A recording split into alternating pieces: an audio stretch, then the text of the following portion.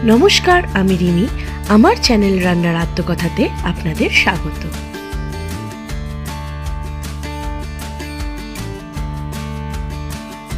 आज निये चले एसेछि चिंगड़ी शुटकी माछ दिए बाँधाकपिर रेसिपि।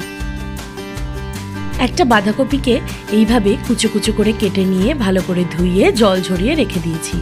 দুটো আলু এরকম ডুমো করে কেটে নিয়েছি। আর শুটকি চিংড়িগুলোকে ভালো করে গরম জলে ফুটিয়ে জলটাকে ফেলে ঠান্ডা জলে বারবার মিনিমাম 3 থেকে 4 বার ধুয়ে নিতে হবে, না হলে চিংড়ি মাছের বালিগুলো যাবে না। অন্যদিকে কেটে নিয়েছিলাম দুটো পেঁয়াজ, দুটো টমেটো, বেশ খানিকটা রসুন, আদা আর 4-5টা কাঁচা লঙ্কা। তেল গরম করতে বসিয়ে দিয়েছি। তেল গরম হয়ে গেলে আলুগুলোকে নুন আর হলুদ দিয়ে ভালো করে লাল লাল করে এভাবে ভেজে তুলে নিয়েছিলাম।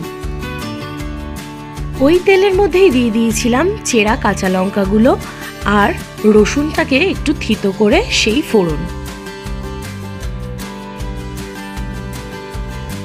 রসুন আর লঙ্কাটা হালকা ভাজা ভাজা হয়ে এলে দিয়ে দেবো টমেটোগুলো আর কুচিয়ে রাখা পেঁয়াজগুলো।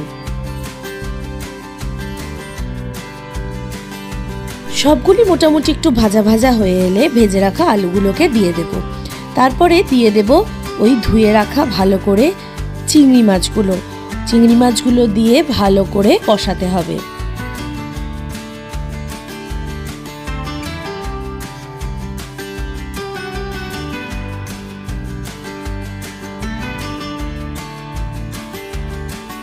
একটু নেড়েচেড়েই তার মধ্যে দিয়ে দেব হলুদ গুঁড়ো,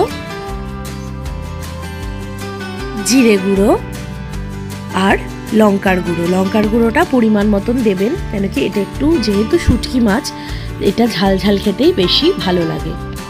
দিয়ে দেব স্বাদ মতন নুন, বেটে রাখা আদাটা আর সামান্য একটু চিনি।